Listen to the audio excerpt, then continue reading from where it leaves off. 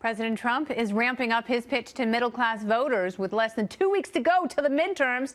Yesterday, he proposed an additional 10% tax cut for middle-class workers, and today he focused on health care, tweeting, quote, "Republicans will totally protect people with pre-existing conditions. Democrats will not. Vote Republican."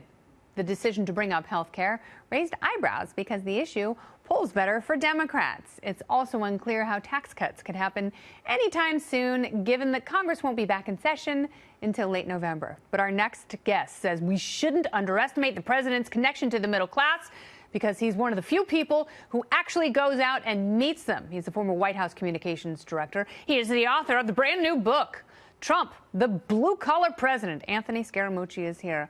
Welcome back to the show.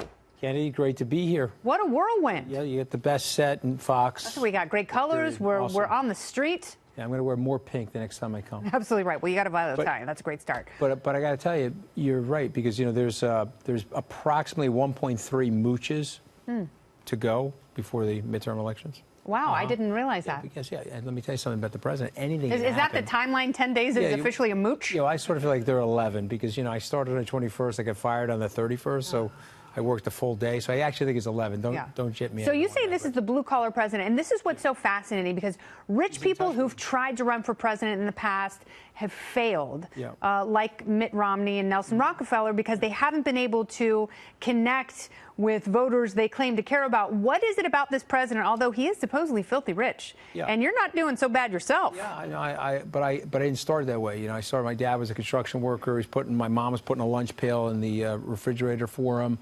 But this guy was like taking coins out of soda machines and taking coins out of laundry machines for his dad when he was about 22 years old. He did a lot of research. No, maybe he was pocketing a little bit. I hope for his sake he was, as I would try to do that to my father too. Right. But the point being is that he was with his dad. He put in sheetrock. He understands how to put in an electrical system. He's worked with a shovel.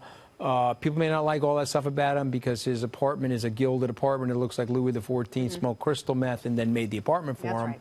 So they don't like that aspect of him. But let me tell you something. He's in touch with these people. I saw it first. I don't know if they don't like that aspect, because a lot of people say, you know what, if I had a Fifth Avenue apartment, solid gold. Yeah, the whole thing. Well, there you go. Aspirational. The president is the guy that won Powerball and then just went crazy with the Powerball situation. Right. He did win the Powerball, and you said it was an honor to work for him, although this week you've also called him a liar. You want to roll it? Are we rolling a tape or something? No. Okay, we're not rolling a tape. So this is what they do at CNN. You'd be a great cable news director, though. No, because I'm ready for the roll tape, so I can start rebutting it and so forth.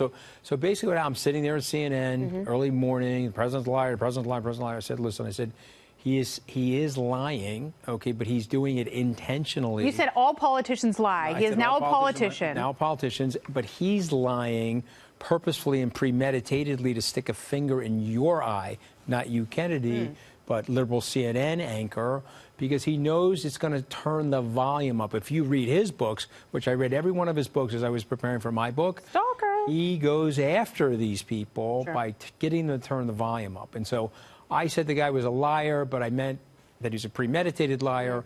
And if you look at the tape, there's a style to his lying, and he's doing it to drive them crazy. Okay, now they say, Scaramucci says the president's a liar, and they're trying to slow down my book sales, which is why I have to be here at 9:30 with Kennedy. So lucky. To try to sell books. What a wonderful night this is for all of us. Also because you're fantastic as a person. Thank you, Anthony. But let's talk about this a little bit, because I think the president has great intentions. He does want to save health care. He does want more tax cuts. Do you think that's possible? Is that sticking a thumb in the eye, or is that delusion? Okay, so on policy, I think the healthcare stuff he's going to have a hard time with, because he had a hard time with it in the beginning, and there's really not that big of a change, so he's still going to have a hard time with it.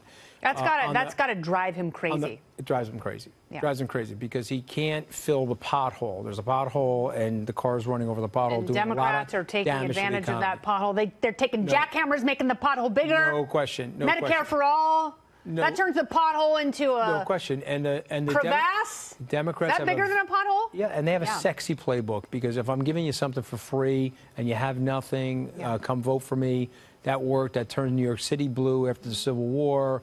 It turned a lot of these inner cities blue, and it does work for these guys. A very successful playbook. And so the president's market-based playbook he's going to have a harder time with unless we can really grow the economy. Let's grow it. And return middle-class families to the aspirational middle-class family that I grew up in, as opposed to the current state where they're desperational. So I write about that in the book as well. Great book. In a very colorful way. Very fun, very colorful. A lot of self-deprecation. I obviously blew up after 11 and you've days. been very honest about some of your personal travails, which I appreciate, because you have to pour yourself into a book in order for the reader to get invested in your story. If something that ever happens to the actor that plays Mayhem on Allstate, I just want everybody to know that I am available, okay? And I am battle-tested like a crash dummy thrown from the White House into Pennsylvania Avenue. Okay, last question. How do we get past some of the bombings?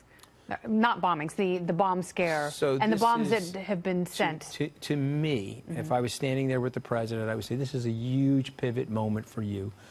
Get to the microphone, talk about compassion, talk about levels of empathy, and make a commitment to dial it down over the next mooch and a half going into the midterms. Right. And if you do that, everyone's going to be shocked, and it's going to have a surprising effect. It's going to slow down their voter participation, and it's going to increase yours. So take the big step. Be the big guy, and swallow some pride and say the right thing. 30,000 Mooches Under the Sea, your next book. It's going to be very exciting. No, it could be how I was able to convince my wife to stay with me as she was on the 2-inch line of a divorce. Yeah. That could be a pretty sexy book.